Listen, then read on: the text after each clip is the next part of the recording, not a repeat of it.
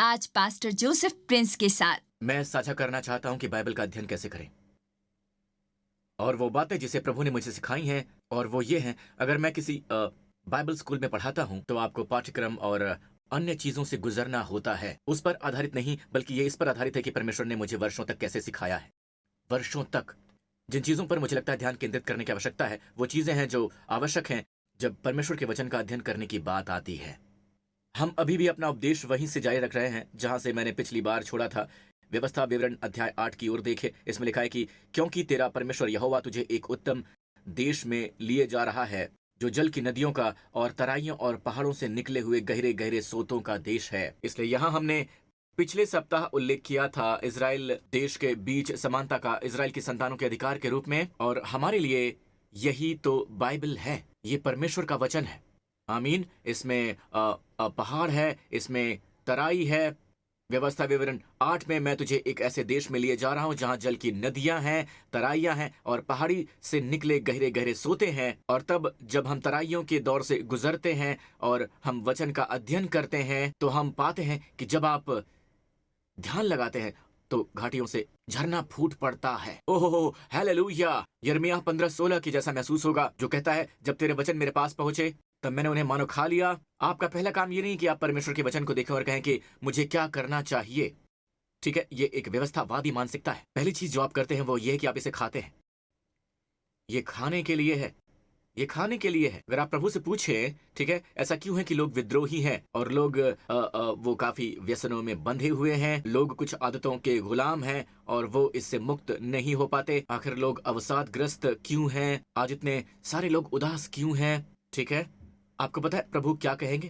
वो कहेंगे वो भूखे हैं, वो भूखे हैं। इसलिए परमेश्वर कहते हैं वहां भोजन है, सिर्फ पानी ही नहीं है, वहां खाना भी है। वो गेहूं, जौ, दाखलताओं, अंजीरों और अनारों का देश है और तेल वाली जलपाई और मधु का भी देश है। मैंने ये वचन तोड़ा है आपको दिखाने के लिए कि ये कितना समृद्ध है। उस देश में अन्न की महंगी ना होगी और उसमें तुझे किसी पदार्थ की घटी ना होगी। वहां के पत्थर लोहे के हैं और वहां पहाड़ी में से तू तांबा खोद कर निकाल सकेगा। जी हाँ, तांबा खोद कर।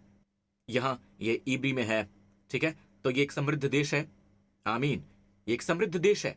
इसके अलग अलग दृष्टिकोण हैं, अलग अलग पहलू हैं और इसका हर एक हिस्सा आशीषित है। इसलिए कभी कभी आप जाते हैं क्योंकि तेरा परमेश्वर यहोवा तुझे एक उत्तम देश में लिए जा रहा है। इसलिए कई बार आप एक वचन को लेते हैं, उस पर ध्यान लगाते हैं जब तक कि वो आपको अपना लोहा और अपनी बहुमूल्य धातुएं ना दे दे। आमीन। वहां सोना और चांदी भी है। बाइबल कहती है सोने से अधिक परमेश्वर के वचन की इच्छा होनी चाहिए। जब आप परमेश्वर के वचन का अध्ययन करते हैं तो आप पाते हैं कि कई बार आप अनार खा रहे हैं, कई बार आप अंजीर खा रहे हैं। बाय द वे, आपको पता है अंजीर बहुत ही मीठा होता है। आपको अंजीर के बारे में कुछ बताना चाहता हूं। अंजीर बहुत ही मीठा होता है पर यह आपके शुगर लेवल को बढ़ाता नहीं है। ये नहीं बढ़ाता। असल में ऐसा कहा जाता है कि जिन लोगों को शुगर वगैरह बढ़ा रहता है वो असल में अंजीर खा सकते हैं। वो खा सकते हैं। अभी से गूगल मत कीजिए, घर पे कीजिएगा। इसलिए ये बहुत ही अद्भुत देश है। परमेश्वर ने वहां जो कुछ भी वादा किया है वो स्वाद के साथ साथ स्वास्थ्य के लिए भी अच्छा है। आमीन। अगर आप एक आदमी हैं और आप फलदायी होना चाहते हैं जिसके पास कान है सुन ले। ठीक है, अनार आपके लिए बहुत ही अच्छा है।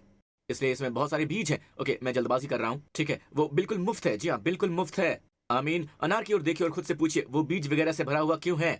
मेरा मानना है कि इससे आपको मदद मिलेगी। बस इतना ही कह सकता हूं। जिसके सुनने के कान हो वो सुन ले। आमीन। आमीन।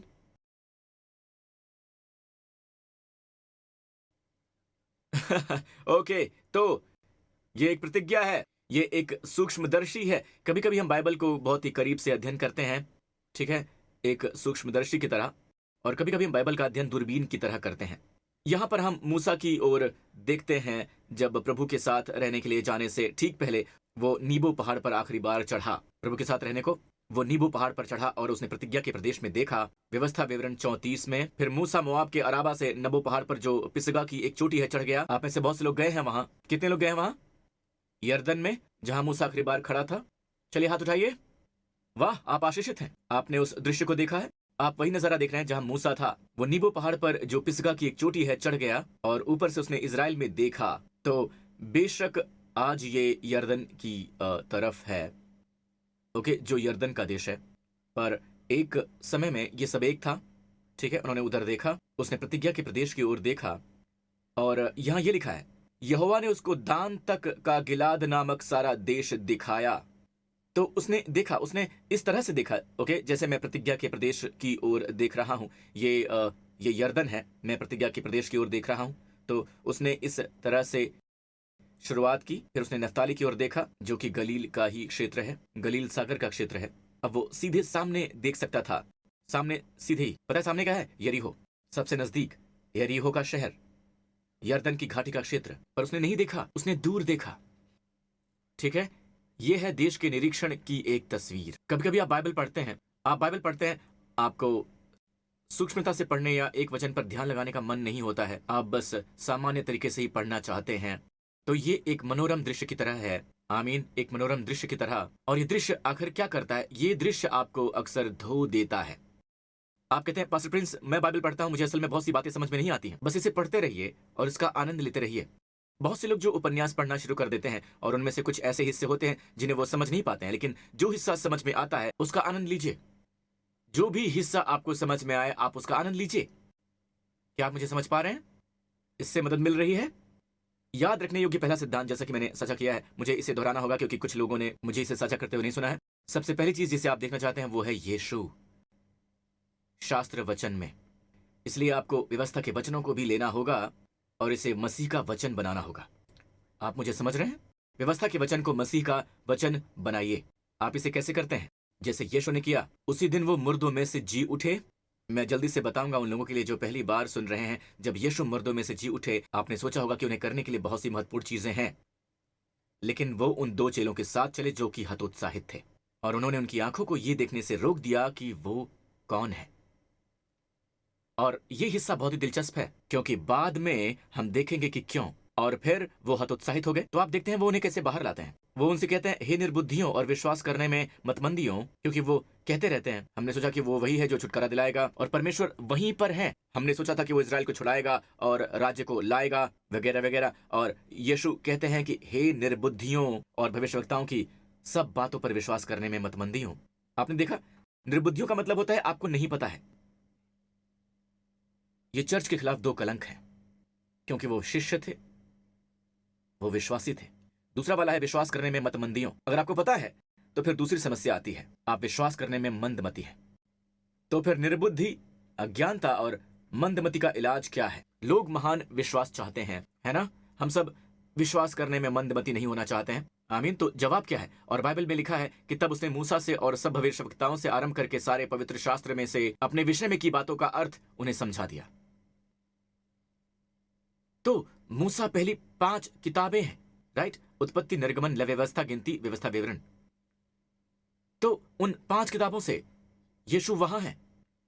जहां यीशु वहां है, निर्गमन में वाचा के तंबू में है, वो फैसह के दरवाजे पर लहू में है, वहां उस दरवाजे पर वो वहां उत्पत्ति की कहानी में भी है। जब परमेश्वर ने इब्राहिम से कहा, हाँ, परमेश्वर ने इब्राहिम से कहा अपने बेटे को ले, आमीन। पर इब्राहिम के 2 बेटे हैं, है ना? और दूसरा है इस्माइल। लेकिन परमेश्वर कहते हैं कि अपने इकलौते पुत्र को ले जिससे तू प्रेम करता है। वाव! परमेश्वर कहते हैं कि उसकी बलि चढ़ा। बेशक परमेश्वर इसहाक को एक बलि के रूप में नहीं चाहते थे। परमेश्वर असल में किसके बारे में बात कर रहे थे? अपने इकलौते पुत्र के बारे में, अपने पुत्र के बारे में। ये ऐसा है जैसे वो खुद से बात कर रहे हैं, अपने इकलौते पुत्र को। परमेश्वर ने जगत से ऐसा प्रेम किया कि अपना इकलौता पुत्र दे दिया, अपना इकलौता पुत्र जिससे वो प्रेम करता था। देखिए, आपको यह अवश्य जानना चाहिए, वो आपसे प्रेम करते हैं, क्योंकि जिस पुत्र को उन्होंने क्रूज पर दे दिया वही पुत्र है जिससे वो प्रेम करते हैं। असल में उसके लिए उनसे बहुत प्रेम होना चाहिए ताकि वो उस पुत्र को दे दें जिससे उन्होंने आपके लिए प्रेम किया है। और अगली बात, जब आप पुराना नियम पढ़ते हैं, खासतौर से आप जानते हैं मुझे पुराने नियम से उपदेश देना पसंद है ना? आप जानते हैं ना? तो जब आप पुराने नियम से पढ़ते हैं तो व्यवस्था का सिद्धांत ये है, नंबर 1, यीशु को देखिए। यीशु को क्यों देखना है? क्योंकि जब आप यीशु को देखते हैं तो आप उनके जैसे बन जाते हैं। उन्हें दिखाइए वचन 18, यह है 2 कुरिन्थियों 3:18। जब हम सब के उघाड़े चेहरे से प्रभु का प्रताप इस प्रकार प्रकट होता है जिस प्रकार दर्पण में, तो प्रभु के द्वार जो आत्मा है, हम उसी तेजस्वी रूप में अंश अंश करके बदलते जाते हैं। हम उन्हें देखने से बदल जाते हैं। हम उन्हें कहाँ देखते हैं?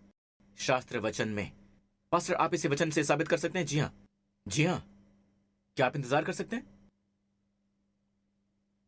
मैं आपको दिखाऊंगा, मैं आपको दिखाऊंगा। ये शास्त्र वचन से है। शास्त्र वचनों में यीशु को देखना ये बिल्कुल वैसा है जैसे दोनों ने अमाउस की सड़क पर किया और उनके हृदय में उत्तेजना पैदा हो गई। मेरे मन में खुशी और आनंद दोनों है। आमीन। बाय द वे, एमाउस का मतलब होता है गर्म पानी में स्नान। आमीन। उस जमाने में रोमी लोग गर्म पानी में स्नान करते थे। रोमी वहां जाते और लोग वहां जाते। खासतौर पर रोमी वो इसे करते थे। वो जिन्हें चमड़ी का रोग वगैरह होता था वो खुद डुबकी लगाते थे। ठीक है, और ये हमें बताता है कि ये चंगाई की प्रक्रिया थी। चंगा कैसे होना है? यीशु को शास्त्र वचन में देखकर। मसीह के वचन को अपने हृदय में अधिकाई से बसने दो। जब आप पुराने नियम का अध्ययन करते हैं तो ये एक सिद्धांत है जिसे आपको देखने की आवश्यकता है। खासतौर पर नया नियम बिल्कुल सीधा है। ये पुराने नियम में टाइप्स और प्रतिबिंब हैं। आप सावधान नहीं हैं तो ये आपको बताता है आप उसे बिल्कुल व्यवस्था में बदल सकते हैं। जी हाँ, व्यवस्था में। उदाहरण के लिए एक व्यवस्था है जो कहती है व्यवस्था विवरण में कि दावते समय चलते हुए बैल का मुंह न बांधना। उन्हें व्यवस्था विवरण 25:4 दिखाइए। दावते समय चलते हुए बैल का मुंह न बांधना। इसका मतलब क्या है? उस जमाने में जब बैल गोल गोल घूमते हैं, ठीक है, तो वो अनाज को गोलाई में रखते हैं और बैल जमीन के चारों ओर गोल गोल घूमता है। और जब वो ऐसा करता है, ठीक है, तो वो एक तरह से उस पर भार डालता है और वो सब कुछ रौंद जाता है। आप गेहूं डालते हैं और ये बिल्कुल रौंद जाता है। चाहे आप उसमें गेहूं डालें या फिर उसमें आप चावल डालें, है ना, यही होता है, वो रौंद जाता है। एक व्यक्ति के लिए ऐसा करना कठिन है। आप छोटी चक्की का उपयोग कर सकते हैं, पर अधिक पाने के लिए बड़ी चक्की का उपयोग करना होगा। इसके लिए आपके पास एक बैल होना चाहिए। बैल गोल गोल घूमता रहेगा और ढेर सारा भूसा इधर उधर बिखरा रहेगा। यह आपको बता रहा है कि बैल का मुंह उस तरह से मत बांधना जैसे आप कुत्ते का बांधते हैं। क्यों? क्योंकि आप खोने से डरते हैं। प्रत्येक लाभ अवश्य लेना चाहिए। ठीक है, अगर आप एक बैल हैं तो जमीन पर जो कुछ है उसे खाने की हिम्मत मत करना। लेकिन परमेश्वर कह रहे हैं, परमेश्वर जानवर का भी ख्याल रखते हैं। वो कहते हैं बैल का मुंह मत बांधना। उसे काम करने के साथ खाने का भी अधिकार है। असल में यदि आप होशियार हैं तो अच्छी तरह से खिलाए गए बैल और अधिक काम करते हैं। अधिक काम करने का मतलब क्या है? ज्यादा लाभ। मूर्ख मत बनिए, है ना। परमेश्वर का वचन आपको लाभ पहुंचाता है, पर जब आप इसे पढ़ते हैं तो क्या आज ऐसा लागू होता है कि बैल का मुंह मत बांधना? बहुत दिलचस्प है। पता है पौलुस इसकी व्याख्या कैसे करता है? चलिए 1 कुरिन्थियों 9 पर चलते हैं। पौलुस कहता है, कौन कभी अपनी गिरह से खाकर सिपाही का काम करता है? क्योंकि जब बैल ऐसा कर रहा होता है तो हम ये कोशिश कर रहे होते हैं कि बैल को इसका प्रतिफल ना दें। लेकिन परमेश्वर का तरीका यह है कि कौन कभी अपनी गिरह से खाकर सिपाही का काम करता है? कोई भी नहीं। देश वहन करता है। जो कुछ भी उनके पास होता है, ठीक है, वो देश के द्वारा प्रायोजित होता है। क्या मैंने सही कहा? उन्हें राइफल के लिए कीमत नहीं चुकानी होती है, हेलमेट के लिए कीमत नहीं चुकानी होती है, अपने कपड़ों के लिए कीमत नहीं चुकानी होती है। ठीक है, तो अपनी गिरह से खाकर सिपाही का काम कौन करता है? कौन दाग की बारी लगाकर उसका फल नहीं खाता है? चलिए दोस्तों बताइए। ठीक है, कौन भेड़ों की रखवाली करके उनका दूध नहीं पीता है? ऐसा कौन है? क्या ये बातें मनुष्य की रीति पर ही बोलता हूं मैं? क्या व्यवस्था भी यही नहीं कहती है? मैंने अभी अभी आपको व्यवस्था दिखाई। तो पौलुस पुराने नियम से तर्क दे रहा है, लेकिन पौलुस पुराने नियम को कैसे देखता है? वो कुछ ऐसे देखता है जो मुझे लगता है कि हम सभी को सीखना चाहिए। अगले वचन में वो ये कहता है, व्यवस्था कहती है क्योंकि मूसा की व्यवस्था में लिखा है कि दावने में चलते हुए बैल का मुंह न बांधना। क्या परमेश्वर बैलों की ही चिंता करता है? क्या परमेश्वर बैलों की ही चिंता करता है? क्या परमेश्वर बैलों की ही चिंता करता है? क्या परमेश्वर बैलों की ही चिंता करता है? क्या परमेश्वर बैलों की ही चिंता करता है? मैंने भी कहा हाँ, परमेश्वर भी सतही तौर पर उनकी परवाह करते हैं। अन्य शब्दों में वो व्यवस्था हमें गहराई से जानने के लिए दी गई है। अब पौलुस ने हमारे लिए व्याख्या की है और पौलुस कह रहा है, क्या परमेश्वर बैलों की चिंता करता है या विशेषकर हमारे लिए कहता है? क्या वो हमारे लिए कहता है? विशेषकर हमारे लिए कहता है। बैल का मुझसे क्या वास्ता है? क्या ये मेरे आकार की बात कर रहा है? वैसे मेरी पत्नी कहती कि तुम बैल हो, मुझसे दूर हटो, या जो कुछ भी है। नहीं, लेकिन परमेश्वर बैलों की चिंता करता है क्या? ऐसा है? जी नहीं, थोड़ी गहराई में जाइए। यह है जो परमेश्वर के मन में था। क्या यह पूरी तरह से हमारे लिए लिखा गया था? निसंदेह यह हमारे लिए ही लिखा गया है। जी, हमारे लिए। जब आप पुराने नियम पढ़ते हैं तो नंबर 1 है यीशु को देखना, क्योंकि जब आप यीशु को देखते हैं तो आप उनके जैसे रूपांतरित हो जाते हैं। नंबर 2, जो यीशु के पास है वो आपके पास है। आपको इस योग्य बनाता है कि आप उसका पता लगाएं कि उनके पास क्या है। जो कुछ भी आप यीशु को करते हुए देखते हैं, आप उसे करने के योग्य हो जाते हैं, क्योंकि जैसे ही आप उन्हें देखते हैं, उनके जैसे बन जाते हैं। तो ये पहली चीज जो आपको करनी है, मत भूलिए कि आप यीशु के साथ सहवारिस हैं। तो परमेश्वर ने यीशु को नहीं रखा ताकि यीशु स्वयं ही यीशु हो जाएं। उन्होंने यीशु को भेजा ताकि आप सबके साथ वो पहचाने जाएं। आमीन। ये है आपकी नई पहचान। वो हमारी धार्मिकता है। आमीन। वो हमारी बुद्धिमत्ता है, वो हमारी पवित्रता है, वो हमारा छुटकारा है। आमीन। आप आशीषित हुए हैं। ओके, तो जब आप इसकी ओर देखते हैं तो परमेश्वर के प्रेम के प्रति सचेत रहें अध्ययन करते समय। आमीन। नया नियम बिल्कुल स्पष्ट है। जैसे मैंने कहा कि मैं नहीं हूं, तो मैं पुराने नियम पर थोड़ा अधिक ध्यान केंद्रित कर रहा हूं, क्योंकि मैं चाहता हूं कि आप बाइबल का अध्ययन करें। जब आप पुराने नियम पढ़ते हैं तो आप में से बहुत से परमेश्वर के क्रोध के प्रति, उनके दंडाज्ञा के प्रति सचेत होते हैं। पर इसकी ओर देखिए जल्दी से, जब आप पुराना नियम पढ़ते हैं आप परमेश्वर के प्रेम को देखते हैं, हमारे प्रति परमेश्वर की चिंता को देखते हैं। क्या परमेश्वर बैलों की ही चिंता करते हैं? नहीं, परमेश्वर चिंता करते हैं आपकी। उन्होंने इसे लिखा आपके लिए। तो हमारे लिए इसका क्या मतलब है? क्या यह हमारे लिए लिखा गया है क्योंकि उचित है कि जोतने वाला आशा से जोते और दावने वाला भागी होने की आशा से दावनी करे? शुरुआत में वो कहता है कि कौन दाख की बारी लगाकर उसका फल नहीं खाता, कौन कभी अपनी गिरह से खाकर सिपाही का काम करता है? ऐसा कौन है? अन्य शब्दों में परमेश्वर कह रहे हैं उसका ख्याल रखो जो परमेश्वर के वचन का पालन करता है। और पूरे शास्त्रांश में पौलुस उन लोगों की देखभाल करने के बारे में बात कर रहा है जो प्रभु की सेवा कर रहे हैं। आपको उनका मुंह नहीं बांधना चाहिए। आमीन। अन्य शब्दों में उन्हें भौतिक रूप से भी समृद्ध होना चाहिए। अगला वचन असल में आपको बताता है कि सो जबकि हमने तुम्हारे लिए आत्माई वस्तुएं बोई, अब पौलुस स्वयं को बैल के रूप में शामिल कर रहा है। हमने तुम्हारे अंदर आत्मिक वस्तुएं बोई हैं। क्या ये बड़ी बात नहीं कि तुम अपनी शारीरिक वस्तुओं की फसल काटो? आमीन। पास्टर का गुजारा वेतन से होता है ना, दशमांश और चढ़ावे से। तो क्या कोई बड़ी बात है जब उन्होंने आप में आत्मिक चीजें बोई हैं जो कि अनंत हैं, जो कि अमूर्त हैं, चलो भी जो अधिक महत्वपूर्ण है? आमीन। आमीन। तो पास्टर क्या चल रहा है? हमारे पास उनके लिए वेतन नहीं है। हाँ, मैं बस चिढ़ा रहा हूं, मैं बस वो बता रहा हूं जो पौलुस ने किया। पौलुस के पास बुद्धिमत्ता थी। असल में वही वचन का इस्तेमाल हुआ है कि तुम अपने बैल का मुंह बंद न करना। आगे चलकर कहता है जो प्राचीन अच्छा प्रबंध करते हैं दोगुने आदर के योग्य समझे जाएं। वहां ये आदर शब्द दूसरे अन्य संस्करण में लिखा है दोगुना वेतन। पौलुस ऐसा तिमुथियस में लिखता है, वही वचन। आमीन। पौलुस को ये बुद्धिमत्ता कहां से मिली कि चर्च का प्रबंध कैसे करना है, चीजों का प्रबंध कैसे करना है? पुराने नियम से। इसलिए नया नियम आमतौर पर काफी सामान्य है ना? ये काफी सामान्य है। लोग कहते हैं पास्टर प्रिंस आपकी शिक्षा और ज्यादा व्यवहारिक होनी चाहिए। मेरे दोस्त, ये उतनी ही व्यवहारिक है जितनी ये हो सकती है, क्योंकि मैं आपको बता रहा हूं आप उस तरह से व्यवहारिक होने की कोशिश कर रहे हैं जैसे लोग कह रहे हैं कि व्यवहारिक होइए, और यही होने वाला है। पतियों अपनी पत्नी से प्रेम करो जैसा मसीह ने कलीसिया से किया। क्या यह व्यवहारिक है? असल में यह बिल्कुल सामान्य है। पतियों अपनी पत्नी से प्रेम करो जैसे मसीह ने कलीसिया से किया। क्या मतलब है? आत्म बलिदानी तरीके से। कलीसिया से जैसे वो प्रेम करते थे, उन्होंने कैसे प्रेम किया? उसके लिए क्रूस पर मरकर प्रेम किया। मुझे वैसे ही पत्नी से प्रेम करना है। तो मैं सोच रहा हूं, मुझे मत बताओ कि ये इस अर्थ में व्यवहारिक नहीं है कि ये मुझे बताता है कि प्रेम कैसे करें, क्योंकि परमेश्वर आपको देना चाहते हैं, वो नई वाचा में आत्मा की अगुवाई को जगह देना चाहते हैं कि हम में से हर एक अपनी पत्नियों से कैसे प्रेम करे। कोई भी दो महिलाएं एक जैसी नहीं होती हैं, हालांकि उन सभी को हीरे बहुत पसंद है। मैं बस चिढ़ा रहा हूं। ओके, तो जब आप पुराने नियम की ओर देखते हैं तो वचनों में परमेश्वर के प्रेम के प्रति सचेत रहें। लेकिन पास्टर ये बहुत कठिन है, क्योंकि पुराने नियम की कई बातें मैंने पढ़ी हैं, जैसे कि सभी दंडाज्ञा, परमेश्वर का क्रोध, आप उसकी व्याख्या कैसे करते हैं? तो गौर कीजिए, पौलुस का दृष्टिकोण जब व्यवस्था की व्याख्या करता है वो परमेश्वर के प्रेम के प्रकाश में इसकी व्याख्या करता है ना? क्या हम इसकी व्याख्या परमेश्वर के प्रेम के प्रकाश में कर सकते हैं? दंडाज्ञा के बारे में क्या ख्याल है?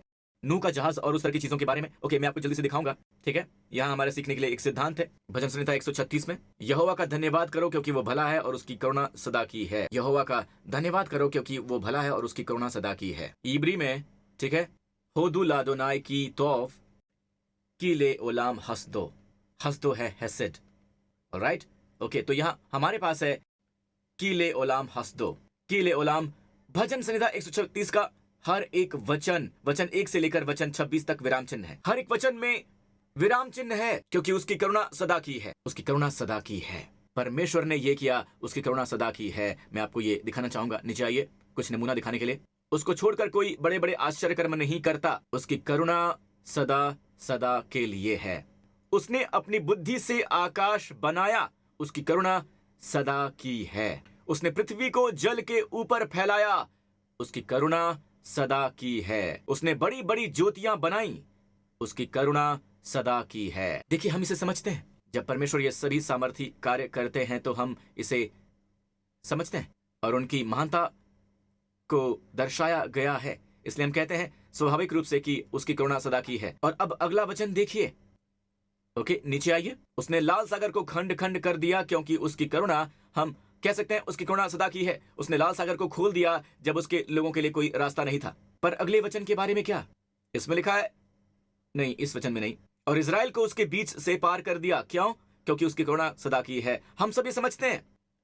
ओके, अब हम उस वचन पर आते हैं और इसमें लिखा है कि और फिरौन को सेना समेत लाल समंदर में डाल दिया। और सब लोग कहते हैं कि क्योंकि उसकी करुणा सदा की है।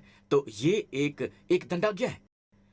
अब हम दंडाज्ञा पढ़ रहे हैं, ठीक है? ऐसा कैसे है कि उसकी करुणा सदा की है? आप समझिए, ध्यान उसकी करुणा पर होना चाहिए जो सदा की है। उसकी हेसेड पर, की लेओलाम हसदो का असल में इब्री में अर्थ है उसकी हसेड पर, अनुग्रह की प्रशंसा पर। लेओलाम का मतलब है सदा की। ये कैसे है?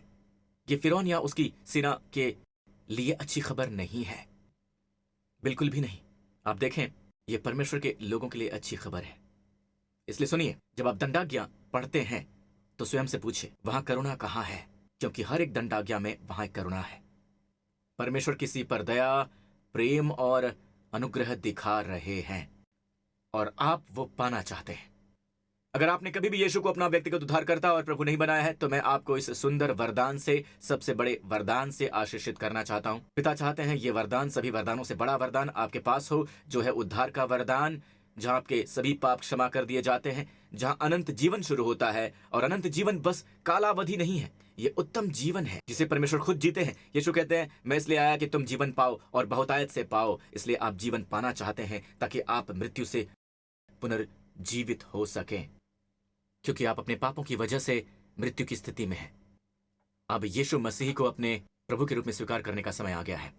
जब आप विश्वास करते हैं कि परमेश्वर ने उन्हें मुर्दों में से जिला दिया तो आप उद्धार पाते हैं, आप अपनी आत्मा में पुनर्जीवित हो जाते हैं। इसी समय मेरे साथ ये प्रार्थना कीजिए। कहिए, हे स्वर्गीय पिता, आपके प्रेम के लिए मैं आपका धन्यवाद करता हूं। यीशु मसीह के लिए आपका धन्यवाद कि वो मरे मेरे स्थान पर, वहां उस क्रूज पर, और वो वहां पर मेरा पाप बन गए ताकि मैं उनमें परमेश्वर की धार्मिकता बन सकूं। यीशु मसीह मेरे प्रभु और मेरे उद्धार करता है। पिता, मैं आपका धन्यवाद करता हूं कि जब मैं परमेश्वर की धार्मिकता बन गया तो आपने उन्हें मुर्दों में से जिला दिया। धन्यवाद पिता, वो आज जीवित हैं और किसी न किसी दिन मैं उन्हें सामने खड़ा देखूंगा। आइए प्रभु यीशु के नाम पर। और सभी लोगों ने कहा आमीन। अपने पांव पर खड़े हो जाइए। अगर आपने ये प्रार्थना अभी अभी की है तो आप परमेश्वर की संतान बन गए हैं। पुरानी बातें नई हो गई हैं। अब आप व्यवस्था के अधीन नहीं हैं, आप अनुग्रह के अधीन हैं। अब शरीर में नहीं हैं, आप आत्मा में हैं। ये अच्छी बात है क्योंकि ये बाइबल सिखाने के लिए अच्छी जगह है। ठीक है, सुनते रहिए, उन्नति करते रहिए। आमीन। इस पूरे स्थान पर अपना हाथ उठाइए। अब हमारे प्रभु यीशु मसीह का वो अनुग्रह, वो हसेड जो सदा का है, प्रभु यीशु मसीह का अनुग्रह है, परमेश्वर का प्रेम और पवित्र आत्मा का मधुर भोज आपके साथ बना रहे। और अब इस पूरे सप्ताह प्रभु यीशु के नाम पर, इस पूरे सप्ताह उनका आशीर्वाद और वरदान आप पर रहे। यीशु मसीह के नाम पर सभी लोगों ने कहा आमीन। परमेश्वर आपको आशीष दे। हम फिर से मिलेंगे।